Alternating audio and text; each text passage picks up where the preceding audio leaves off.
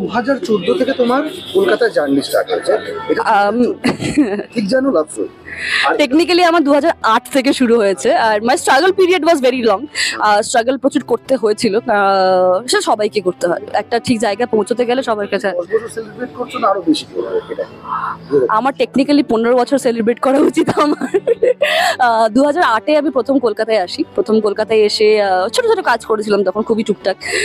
2010-এ উড়িয়া ছবিতেও কাজ করেছি আমি। তারপর অনেক কিছু সমস্যা বা অনেক কিছু দেখে আমার মনে হলো যে আমার একটু কাজটা করে অনেক কিছু শেখা উচিত, অনেকটা জানা উচিত। তারপর আমার প্রথম কাজ হচ্ছে 2013-তে ফর ইটিভি বাংলা দুই পৃথিবী বলে একটা সিরিয়াল হয়েছিল, সেটাতে আমার ফার্স্ট কাজ ছিল। সেটা খুব একটা সেরকমভাবে এক্সপোজ পাইনি।